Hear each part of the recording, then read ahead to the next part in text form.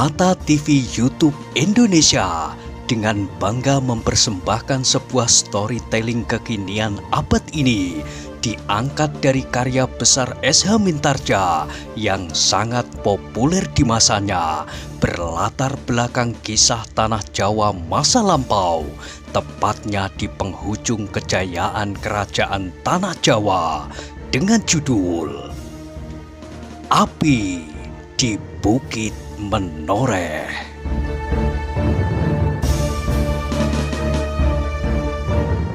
Pada kesempatan yang sangat baik ini, kita masuk pada episode yang ke-106. Selamat menikmati.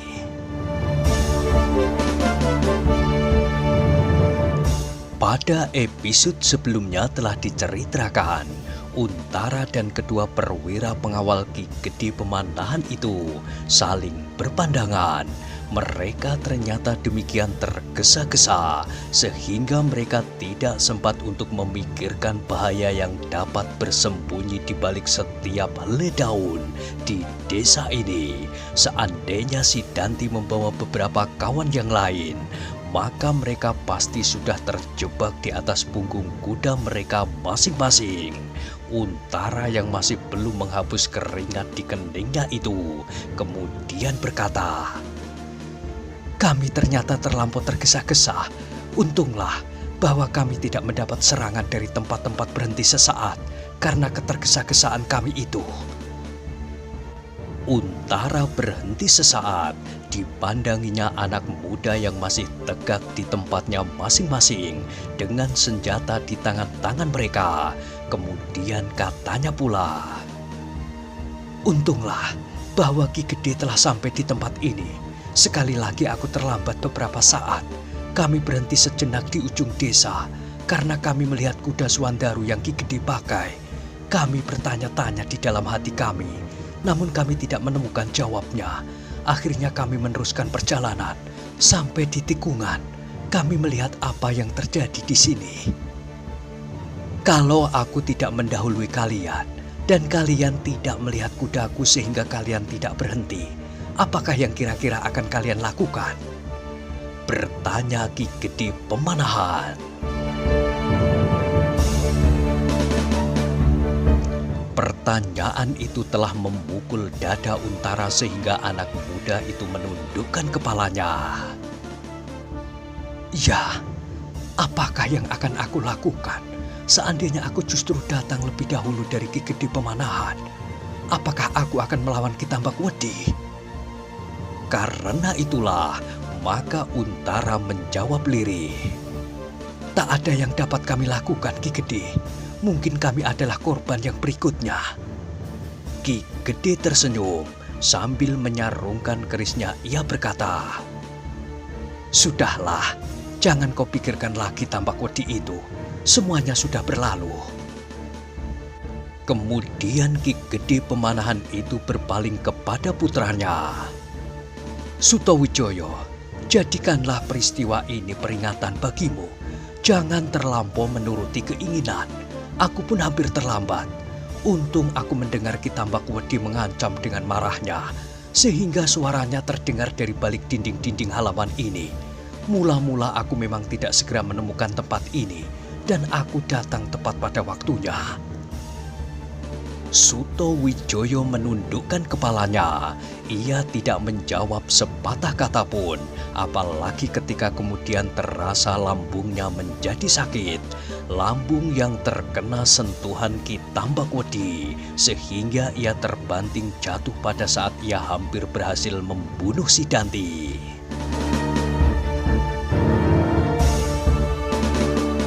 Ketika ia menyeringai menahan nyeri sambil meraba-raba lambungnya itu, Ki Gede Pemanahan memandanginya dengan cemas.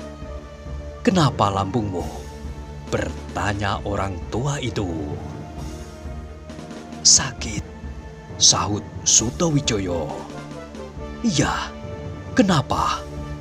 Sutowijoyo ragu-ragu, tetapi kemudian ia berkata, "Tak apa-apa, mungkin sedikit terkilir."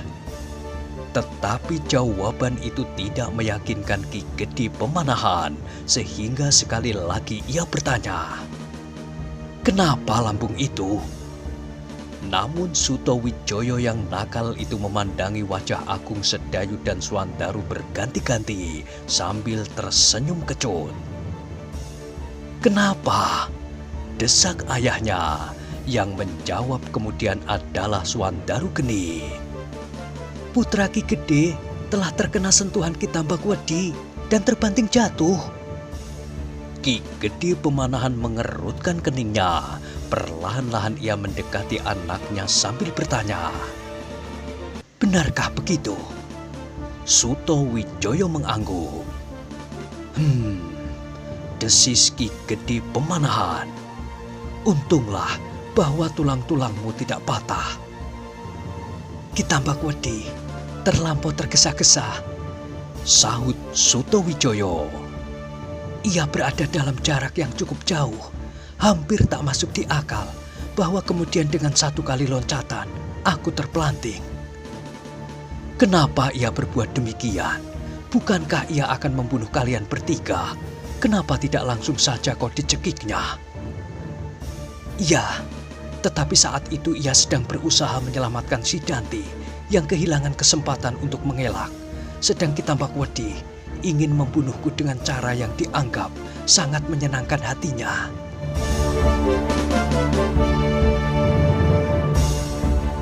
Ki Gede Pemanahan mengangguk-anggukkan kepalanya. Terbayang di dalam angan-angannya bagaimana anaknya dan kedua kawannya bertempur.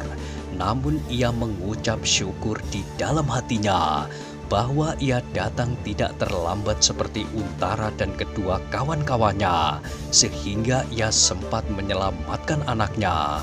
Bukan saja suatu hal yang sangat menggembirakan dirinya sendiri, tetapi juga menghindarkannya dari murka Adipati Pajang, sebab Sutowijoyo telah diangkat sebagai putra Adipati Pajang dan keselamatannya telah dititipkan kepadanya. Seandainya saat itu Sutowijoyo mengalami cedera atau bahkan terbunuh oleh Ki Tambakwedi, maka ia akan mengalami bencana 2 kali lipat.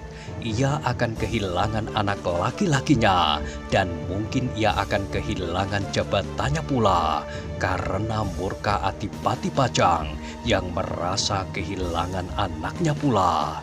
Dalam pada itu, maka sekali lagi terasa betapa kecewa hati Panglima Wiratamtama itu atas hasil kerja Untara.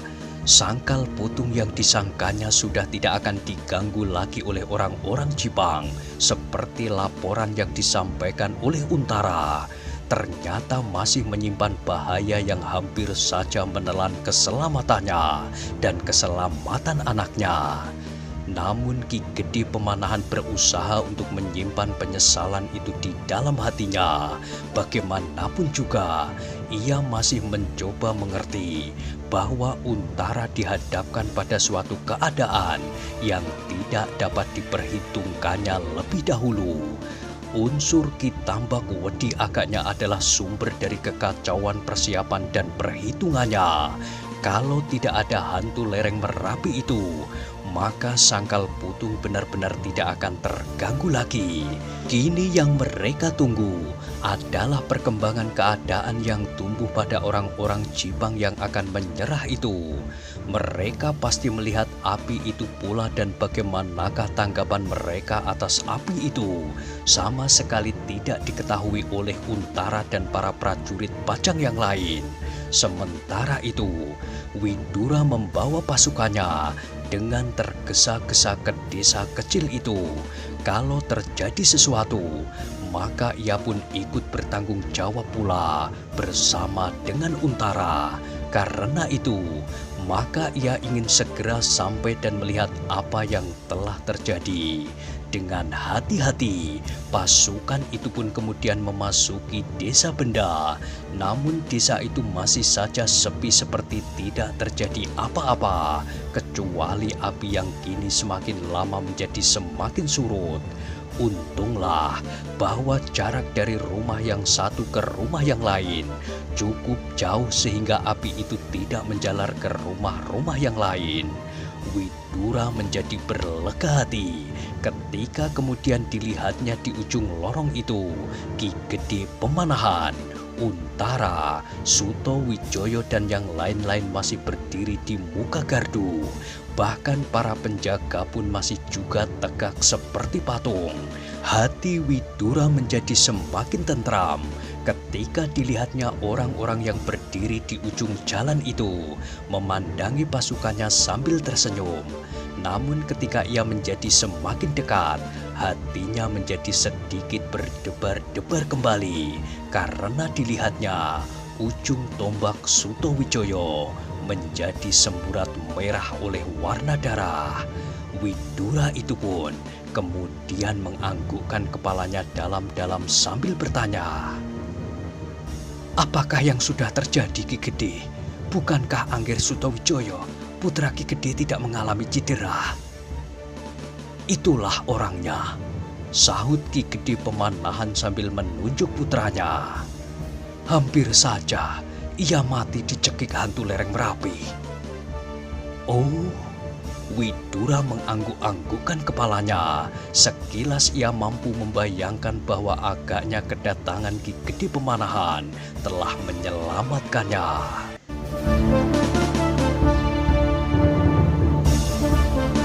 Kini Widura telah berada di Benda bersama seluruh pasukannya, prajurit Pajang dan Laskar Sangkal Putung.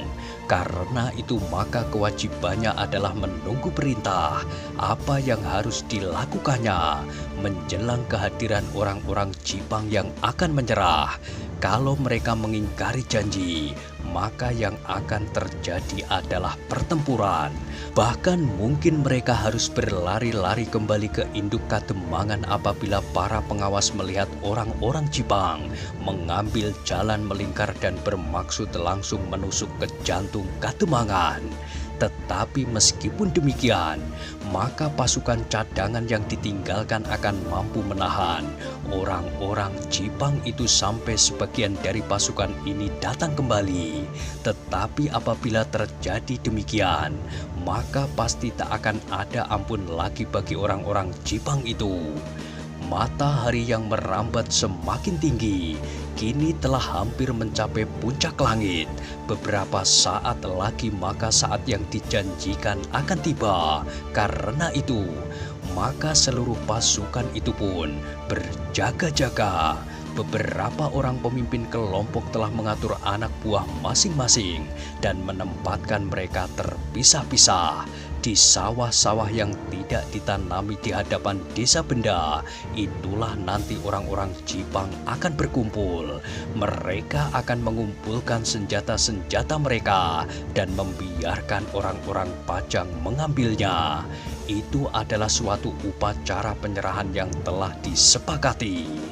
Ki Gede Pemanahan, Untara dan para pemimpin prajurit Pajang dan Sangkal Putung kini berdiri berjajar di muka gardu di ujung lorong. Pandangan mereka seolah-olah melekat pada gerumbul-gerumbul di hadapan mereka.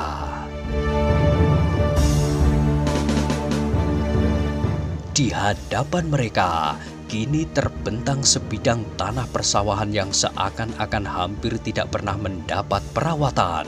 Para petani menjadi agak ketakutan sejak orang-orang Jipang saling berkeliaran di sekitar desa itu. Apalagi tanah yang terbentang agak jauh dari Patisan. Gerumbul-gerumbul liar dan ilalang telah tumbuh semakin tinggi. Tanah itu sama sekali telah tidak lagi digarap oleh pemiliknya. Dari balik-balik gerumbul-gerumbul itulah nanti akan datang orang-orang Jipang yang telah menyatakan diri menyerah bersama senjata-senjata mereka. Mereka akan menyeberangi padang rumput yang tidak terlampau luas dan berjalan lewat tanah persawahan yang kini telah menjadi liar itu. Para pemimpin prajurit Pajang itu sekali-sekali menengadahkan wajah-wajah mereka memandangi matahari yang sudah semakin tegak di atas kepala. Matahari itu kini telah mencapai titik tertinggi tepat di puncak langit.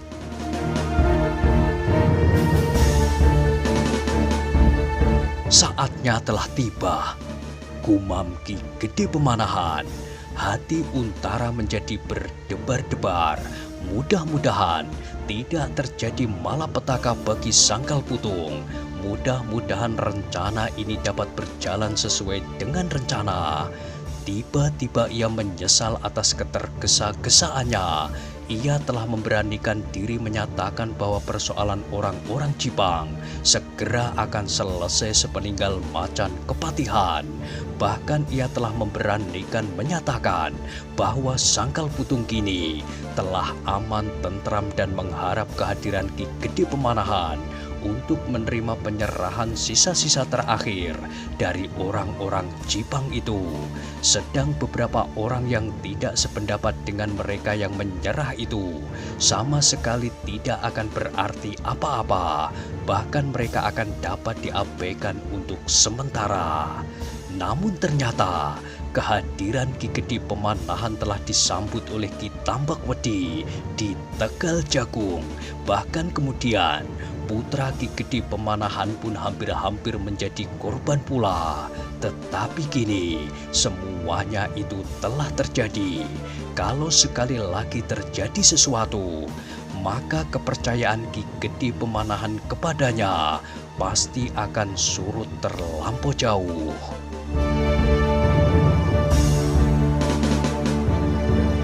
Dalam pada itu kembali terdengar Ki Gede Pemanahan berkata, "Bukankah matahari telah berada tepat di atas kepala?" "Ya Ki Gede," sahut Untara ragu-ragu. "Apakah saat ini yang telah mereka janjikan?" "Ya Ki Gede." Kembali terdengar suara Untara datar. Dalam pada itu kembali Untara teringat kepada Kiai Gringsing yang seakan-akan menghilang. Namun ia sama sekali tidak dapat menuntutnya untuk sesuatu kewajiban tertentu. Sebab Kiai Gringsing bukan prajurit Pajang dan bukan anak buahnya. "Kita tunggu sejenak," gumam Ki Gede Pemanahan. "Kalau sepemakan sirih mereka tidak nampak, maka aku akan langsung memberikan perintah lain." Meskipun Ki Gede Pemanahan bergumam sambil tersenyum, tetapi jelas bagi Untara bahwa perasaan Ki Gede Pemanahan menjadi tidak begitu senang melihat peristiwa-peristiwa yang terjadi di Sangkal Putung itu. Peristiwa-peristiwa yang sejak kedatangannya telah menunjukkan bahwa Sangkal Putung tidak sebaik seperti laporan Untara. Kini mereka berdiri dengan tegangnya, memandangi sawah yang ditumbuhi rumput-rumput liar dan batang-batang jarak yang menjadi lebat. Di belakang gerumbul-gerumbul itu dapat bersembunyi orang-orang Jipang.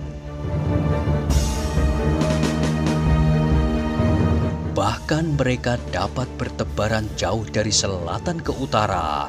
Mungkin pula mereka menyusup ke Sangkal Putung lewat di belakang gerumbul-gerumbul itu, langsung mendekati induk Kademangan dan menyerang dari samping. Hampir tak seorang pun yang bercakap-cakap. Mereka bersiaga sepenuhnya menghadapi setiap kemungkinan yang akan terjadi.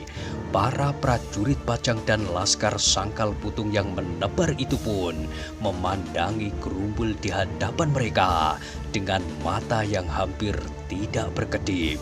Semakin lama dada Untara seakan-akan menjadi semakin bergolak. Dada itu akan dapat meledak apabila laskar Jipang tidak segera tampak. Apalagi Ki Gede Pemanahan segera akan menjatuhkan perintah lain. Perintah yang belum diketahui akan bagaimana bunyinya. Dalam ketegangan itu, tiba-tiba mereka melihat sesuatu yang bergerak-gerak dari dalam gerumbul di hadapan mereka. Mereka melihat seseorang menyeruak batang-batang perdu dan kemudian muncul di atas rumput-rumput liar yang tumbuh subur di atas tanah persawahan yang tidak ditanami itu.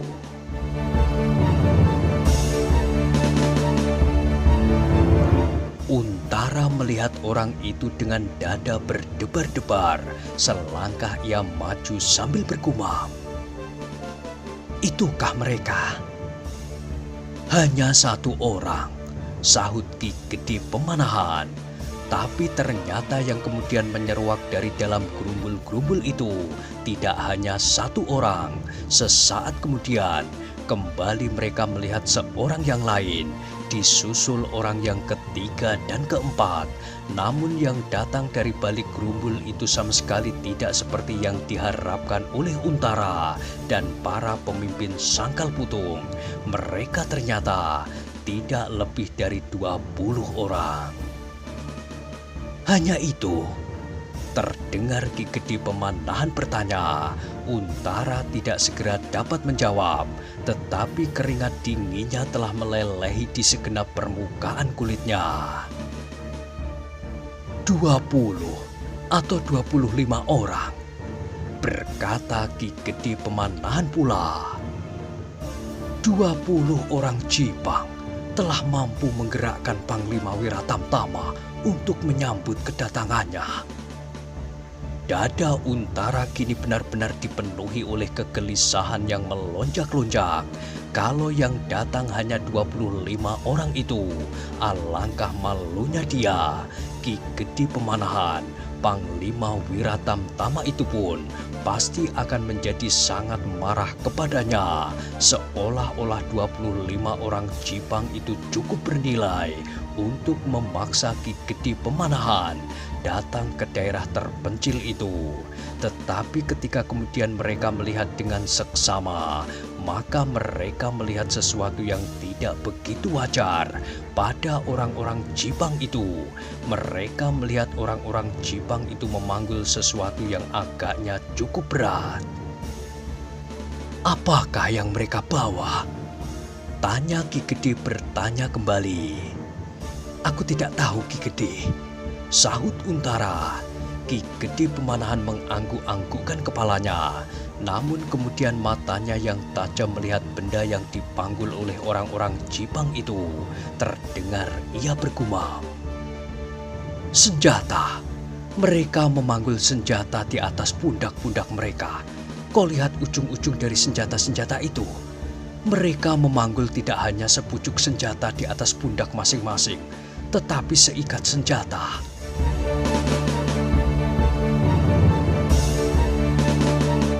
Hati Untara menjadi semakin tegang.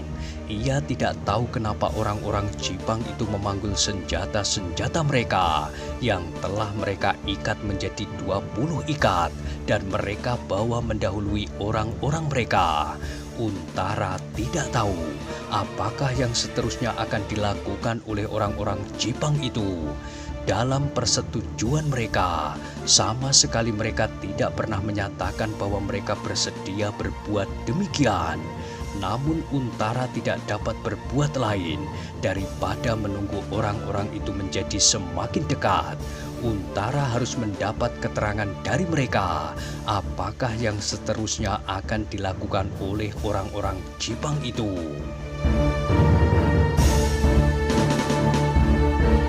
Semakin lama orang-orang yang memanggul bongkoan senjata itu pun menjadi semakin dekat. Dengan demikian maka semakin jelas pula tampak bahwa senjata yang mereka bawa itu adalah segala macam jenis senjata, tombak, pedang, bindi, dan sebagainya. Ketika orang-orang itu menjadi semakin dekat, maka Untara pun segera melihat siapakah yang berdiri di paling depan dari orang-orang Jipang itu. Orang yang justru tidak membawa sesuatu, tetapi ialah yang menentukan segala sesuatu atas orang-orang Jipang itu. Orang itu adalah Ki Sumangkar. Dengan kepala tunduk ia berjalan, langkahnya satu-satu seperti orang kehilangan gairah untuk menghadapi hidupnya di masa-masa mendatang. Melihat orang itu, Ki Gede Pemanahan menarik keningnya tinggi-tinggi. Tanpa dikehendakinya sendiri, ia melangkah maju sambil berdesis, "Kakang Sumangkar." Ki Sumangkar yang kemudian mengangkat wajahnya melihat Ki Gede Pemanahan itu berjalan ke arahnya, seolah-olah hendak menyongsongnya. Karena itu maka ia pun segera berhenti sambil membungkukkan badannya dalam-dalam. "Kakangmu yang tidak berharga telah menghadap Ki Gede Pemanahan." Ki Gede Pemanahan menarik nafas dalam-dalam. Ki Sumangkar adalah lawan yang cukup tangguh sepeninggal Patih Mantahun. Ki Gede Pemanahan tahu benar kemampuan yang tersimpan pada orang tua itu tak ubahnya seperti kemampuan Patih Mantahun sendiri. Dari Untara, Ki Gede Pemanahan sudah mendengar bahwa Ki Sumangkar kini berada bersama-sama dengan Laskar Jipang yang dipimpin oleh Tohpati. Ki Sumangkarlah orang yang telah berusaha untuk menghentikan perlawanan sepeninggal macan kepatihan. Namun menitik perkembangan keadaan, maka Ki Gede Pemanahan memang harus berhati-hati. Apakah Ki Sumangkar tidak sedang menjebaknya bersama-sama dengan Ki Tambakwedi? Ketika Ki Sumangkar melihat Ki Gede Pemanahan, maka orang itu seakan-akan tidak merasa terkejut. Apakah ia menganggap bahwa kehadiran Ki Gede Pemanahan menyambutnya itu adalah sesuatu yang sewajarnya, atau memang ia sudah mendengar dari Ki Tambakwedi? Namun dalam keadaan yang bagaimanapun juga, Ki Gede Pemanahan harus menghadapinya dengan penuh kewaspadaan. Ia tidak akan kehilangan kewaspadaan hanya karena beberapa bongkok senjata yang dibawa oleh orang-orang Jipang itu. Ki Gede Pemanahan itu pun kemudian berhenti beberapa langkah di muka Ki Sumangkar. Untara dan Widura pun kemudian berdiri di kedua sisinya. Di belakang mereka berderet beberapa orang perwira pengawal Ki Gede Pemanahan. Sejenak Ki Gede Pemanahan memandangi orang tua itu. Wajahnya yang suram dan matanya yang cekung menunjukkan bahwa orang itu telah mengalami keadaan yang tidak menyenangkan hatinya.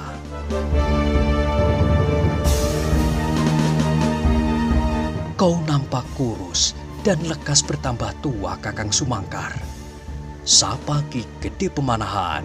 Ki Sumangkar membungkuk hormat sambil mengangguk-anggukkan kepalanya. Ia menjawab, "Iya Ki Gede, aku bukan saja cepat menjadi tua, tetapi sebenarnya aku telah tua." Ki Gede tersenyum, katanya pula, "Sebenarnya Kakang belum terlampau tua. Bukankah umur Kakang tidak terpaut banyak dengan umurku? Bahkan mungkin kita sebaya." Iya.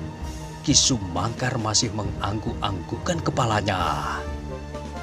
"Mungkin kita memang sebaya, tetapi Ki Gede adalah Panglima Wiratamtama. Ki Gede hidup dalam lingkungan yang baik, sedang aku hidup di hutan-hutan seperti seekor ayam alas yang terbang dari satu sarang hinggap ke sarang yang lain, menghindari seekor musang yang selalu memburunya." Ki Gede Pemanahan tertawa. "Hehehe, apakah Kakang sudah menjadi jemu?"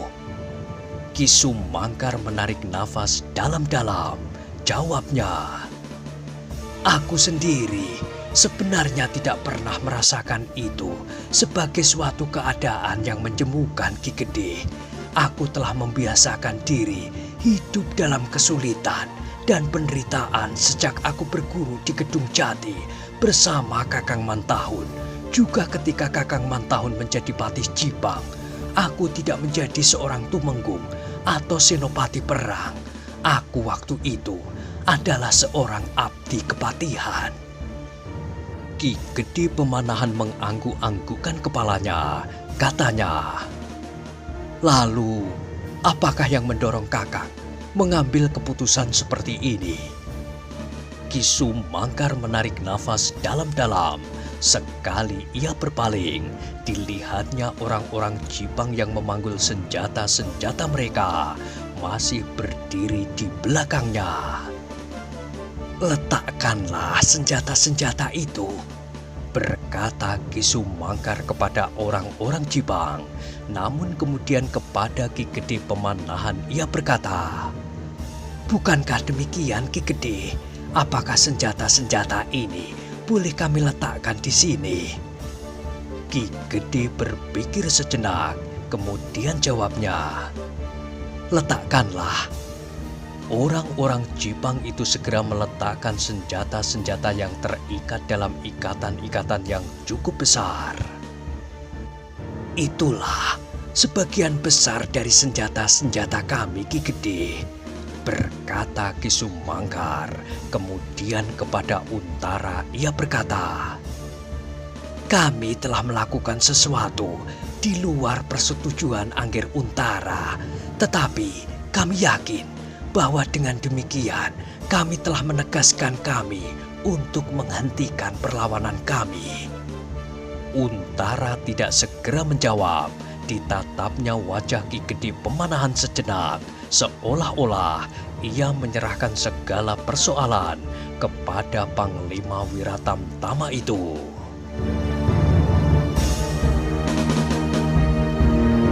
"Hanya inikah senjata-senjata kalian seluruhnya?" bertanya Ki Gede Pemanahan. "Ini sebagian terbesar dari seluruh senjata-senjata kami, Ki Gede," sahut Ki Sumangkar.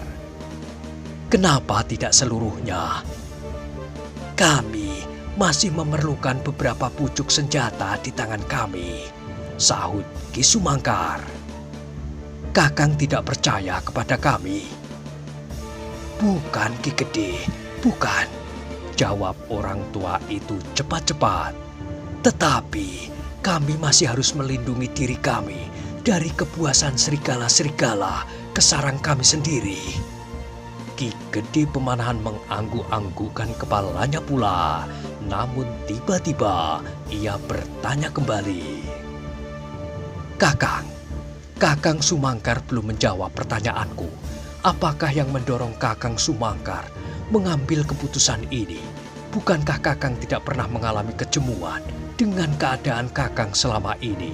Hidup di hutan-hutan dan menurut istilah Kakang sendiri, terbang dari satu sarang hingga ke sarang yang lain, menghindari musang yang memburunya. Sekali lagi Ki Sumangkar menarik nafas dalam-dalam, kemudian dengan hati-hati ia menyahut, "Sebenarnya alasan itu tidak penting bagi Ki Gede. Apapun yang mendorong kami untuk menyerahkan diri adalah persoalan kami. Namun meskipun demikian, secara pribadi aku akan menjawab, sebab Ki Gede sudah bertanya secara pribadi pula." "Benar," potong Ki Gede. "Tetapi Sumangkar dalam segala keadaan akan dapat menentukan sikap orang-orang Jipang itu. Bukankah Kakang berkata bahwa Kakang sendiri, Kakang pribadi, tidak pernah merasakan kejemuan karena keadaan itu? Apakah dengan demikian berarti bahwa Sumangkar menyerah hanya karena kawan-kawannya menyerah tanpa sesuatu keyakinan apapun, atau bahkan dengan suatu keyakinan yang lain?" Ki Sumangkar menggelengkan kepalanya, namun terasa hatinya berdesir mendengar pertanyaan Ki Gede Pemanahan itu. Dengan hati-hati pula ia menjawab, "Tidak Ki Gede, aku cukup mempunyai keyakinan tentang sikap yang telah aku ambil ini, dan sikap itu sama sekali tidak atas landasan kejemuan tentang diriku sendiri. Bukan karena aku sudah jemu hidup di hutan-hutan dan selalu dikejar-kejar oleh Angger Untara dan Angger Widura. Bukan karena aku sudah jemu karena digigit nyamuk sebesar kelingking di paya-paya. Tidak Ki Gede, kalau demikian maka justru aku menyerah karena putus asa dan tanpa suatu keyakinan apa-apa. Selain keputusasaan itu, tetapi aku datang bukan karena itu. Aku memang menyerah karena jemu, tetapi aku jemu melihat peperangan, jemu melihat pertumpahan darah yang tidak ada henti-hentinya, tanpa ujung dan pangkal. Karena kejemuan itulah maka aku membawa beberapa orang Jipang untuk menyerahkan dirinya kepada Angger Untara. Ternyata di sini bukan saja ada Angger Untara, namun ada Ki Gede Pemanahan, Panglima Wiratamtama. Kalau benar demikian, alangkah menyenangkan, sahut Ki Gede Pemanahan. Tetapi bagaimana dengan api yang telah membakar beberapa rumah ini? Dan bagaimanakah dengan orang-orangmu di Bulak Jagung? Pertanyaan Ki Gede adalah wajar, berkata Ki Sumangkar dalam nada yang datar. Ki Gede pasti akan terpengaruh oleh api yang menyala di desa ini, seperti kami menjadi bertanya-tanya di dalam hati kami pula. Kenapa di desa Benda terjadi kebakaran? Tetapi Angger Untara dan Angger Widura tahu pasti bahwa Sono Keling tidak sependapat dengan penyerahan ini, apalagi si Danti, murid Ki Tambak Wedi. Karena itu, maka mereka telah membuat keributan di desa kecil ini dan bahkan telah berhasil mencegat Ki Gede di Bulak Jagung. Tetapi Ki Gede harus dapat membedakan bahwa yang melakukannya sama sekali bukanlah orang-orang Jipang yang telah berjanji untuk menyerah. Mereka adalah orang-orang Jipang yang berpihak kepada Sono Keling dan Ki Tambak Wedi.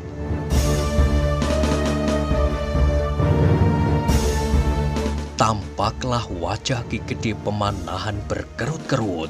Wajah itu tiba-tiba menjadi tegang ketika ia berpaling kepada Untara dan kemudian kepada Widura. Maka dilihatnya wajah kedua pemimpin prajurit Pajang di Sangkal Putung itu pun menjadi tegang pula.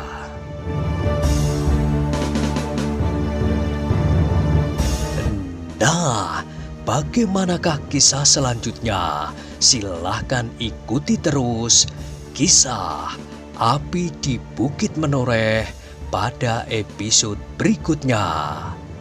Sampai jumpa.